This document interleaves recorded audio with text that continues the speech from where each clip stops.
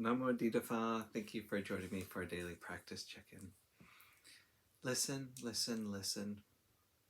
This beautiful sound calls us back to our true home.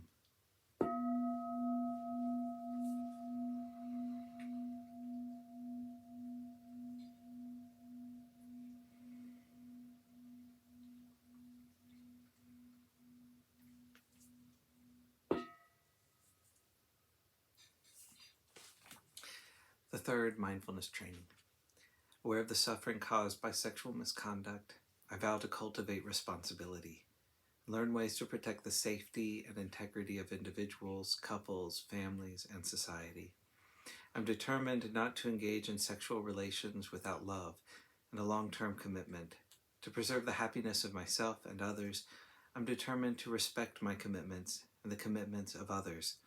I will do everything in my power to protect children from sexual abuse and to prevent couples and families from being broken by sexual misconduct.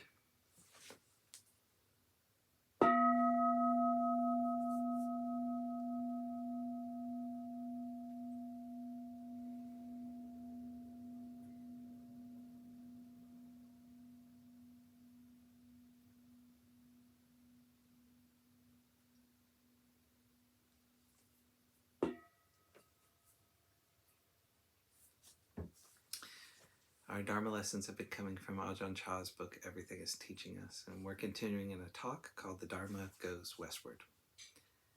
Thus the Buddha said, I am enlightened through my own efforts without any teacher. Have you read this story?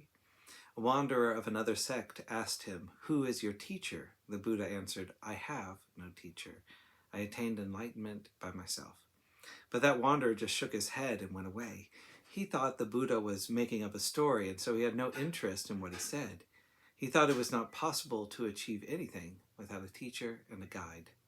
It's like this. You study with a spiritual teacher, and he tells you to give up greed and anger. He tells you they are harmful and that you need to get rid of them. Then you may practice and do that, but getting rid of greed and anger didn't come about just because he taught you.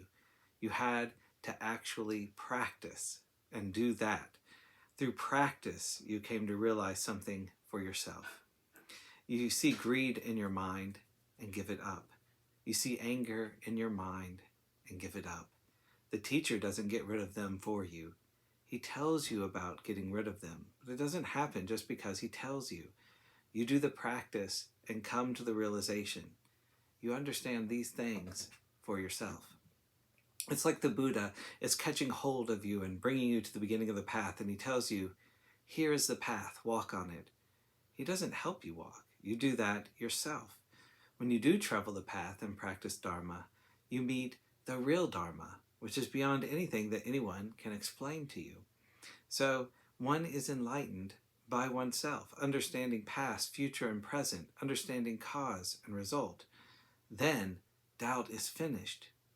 We talk about giving up and developing, renouncing and cultivating, but when the fruit of practice is realized, there's nothing to add, nothing to remove. The Buddha taught that this is the point we want to arrive at, but people don't want to stop there. Their doubts and attachments keep them on the move, keep them confused, and keep them from stopping there. So when one person has arrived, but others are somewhere else, they won't be able to make any sense of what he may say about it. They might have some intellectual understanding of the words, but this is not real understanding or knowledge of the truth.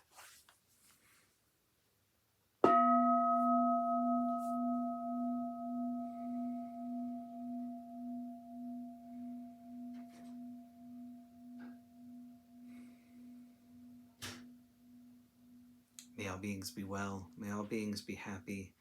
May all beings be at peace. Sadhu, sadhu, sadhu. Thank you so much for joining me today.